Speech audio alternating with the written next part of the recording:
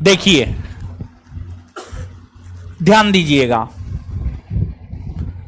एक तो 44वां संविधान संशोधन 1978 के तहत 42वां संविधान संशोधन 1976 के कुछ प्रावधानों को पलट दिया गया।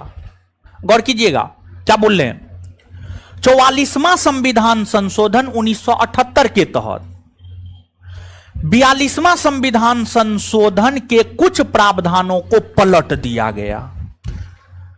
मतलब जैसे 42वां संविधान संशोधन 1976 के तहत लोकसभा विधानसभा के कार्यकाल को 5 वर्ष से बढ़ाकर 6 वर्ष कर दिया गया, तो ये 44वां के तहत जो है लोकसभा और विधानसभा के कार्यकाल को 6 वर्ष से घटाकर 5 वर्ष कर दिया गया। 6 वर्ष से घटाकर 5 वर्ष कर दिया गया।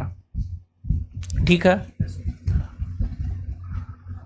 तो मतलब समझ रहे हैं, 42वां संविधान संशोधन में जो प्रावधान था उसको 44वां के तहत क्या कर दिया गया, परिवर्तित, यानी बदल दिया गया। क्या कर दिया गया, यानी बदल दिया गया। कुछ समझ में आ रहा है?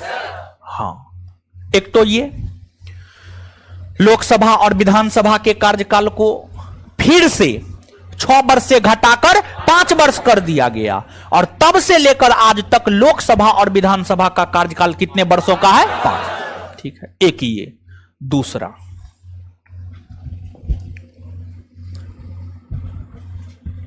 दूसरी बात यह है कि फिर से लोकसभा और विधानसभा के कोरम की अनिवार्यता को बरकरार कर दिया गया। बरकरार कर दिया गया मतलब फिर से कोरम की व्यवस्था कर दी गई।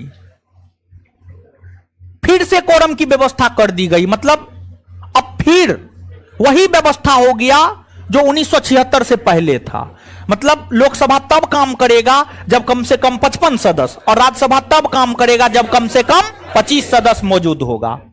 तो 44वां संविधान संशोधन के तहत कोरम की अनिवार्यता को पुनः बरकरार कर दिया गया। कोरम की अनिवार्यता को पुनः बरकरार कर दिया गया। ठीक है, इसके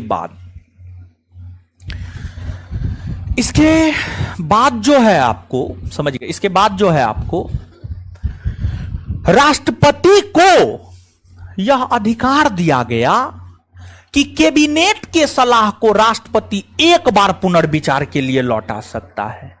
जबकि 42वां संविधान संशोधन के तहत क्या कर दिया गया, 42वां संविधान संशोधन के तहत कैबिनेट के द्वारा दिए गए सलाह को मानने के लिए बाध्य बना दिया गया था।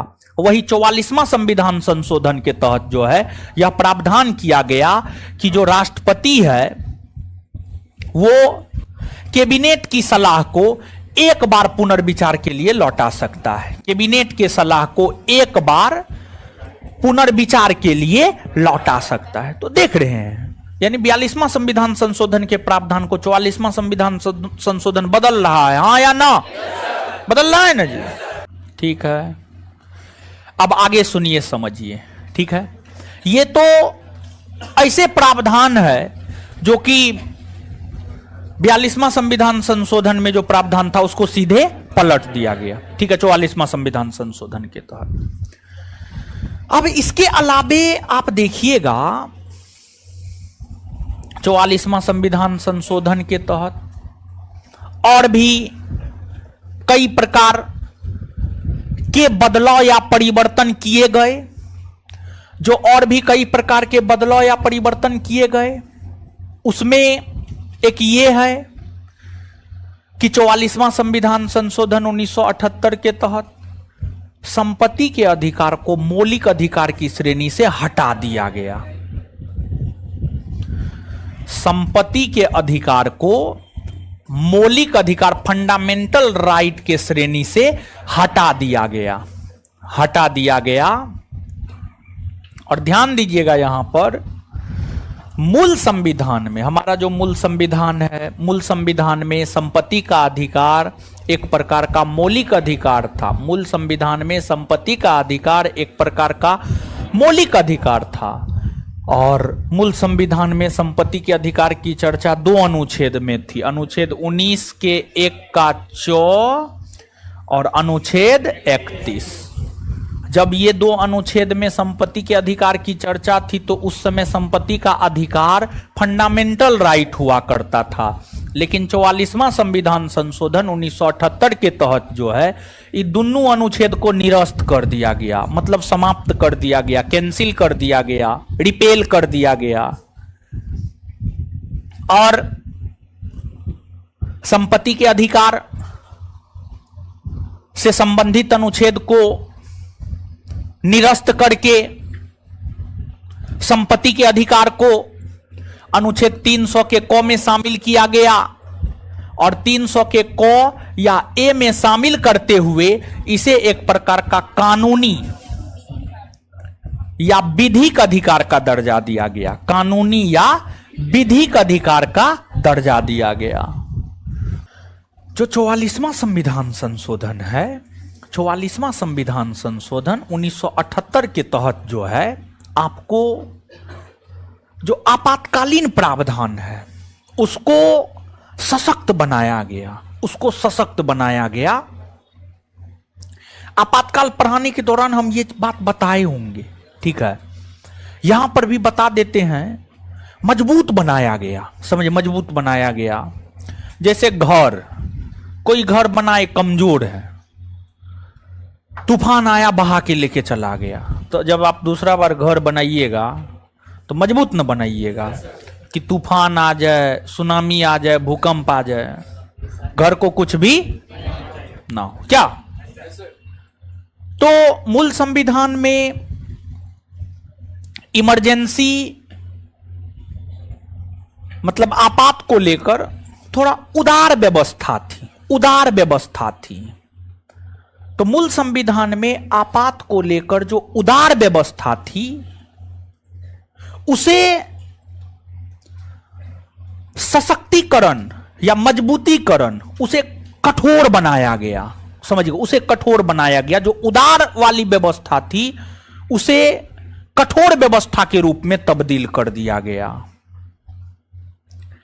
तो 44वां संविधान संशोधन के तहत कौन कौन ऐसे प्रावधान किए गए जिसके तहत आपको आपातकालीन प्रावधान कठोर हो गए? तो 44वां संविधान संशोधन के तहत जो है एक प्रावधान यह किया गया कि राष्ट्रपति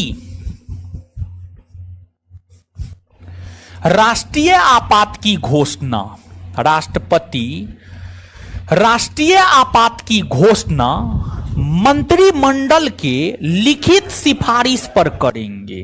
मंत्रिमंडल के लिखित सिफारिश पर करेंगे, मंत्रिमंडल लिख कर देगा तब करेंगे। और इससे पहले क्या प्रावधान था जानते हैं? इससे पहले यह प्रावधान था राष्ट्रपति राष्ट्रीय आपात की घोषणा मंत्रिमंडल के सलाह से करेंगे, मंत्रिमंडल के सलाह से।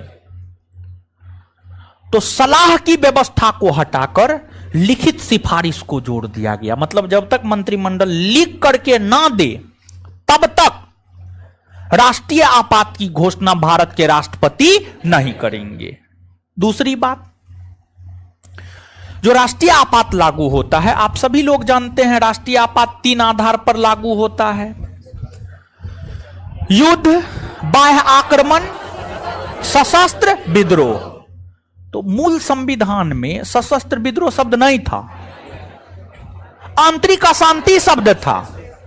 तो 44वां संविधान संशोधन के तहत आंतरिक अशांति शब्द को हटाकर, आंतरिक अशांति शब्द को हटाकर सशस्त्र विद्रोह शब्द जोड़ा गया, सशस्त्र विद्रोह शब्द जोड़ा गया।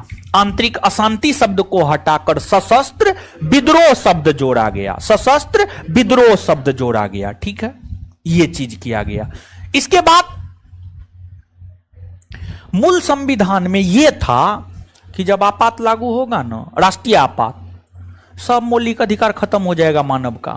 जब राष्ट्रीय आपात लागू होगा तो मानव के सब मौलिक अधिकार खत्म हो जाएंगे, टोटल मौलिक अधिकार खत्म हो जाएंगे, टोटल पूरा मौलिक अधिकार खत्म हो जाएंगे। लेकिन 44वां संविधान संशोधन में यह प्रावधान किया गया आपात के दौरान भी दो मौलिक अधिकार समाप्त नहीं होंगे। 20 और 21, 20 और 21, 20 और 21, आपात के दौरान भी दो मौलिक अधिकार 20 और 21 समाप्त नहीं होंगे।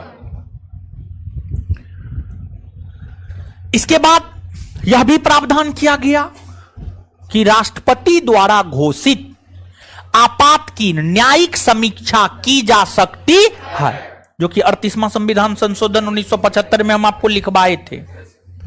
तो कहीं ना कहीं यह सब व्यवस्था इमरजेंसी के प्रावधान को कठोर बना रहा है कि नहीं बना रहा? एकदम कठोर बना रहा है। समझ गए? 52वां संविधान संशोधन, जो 52वां संविधान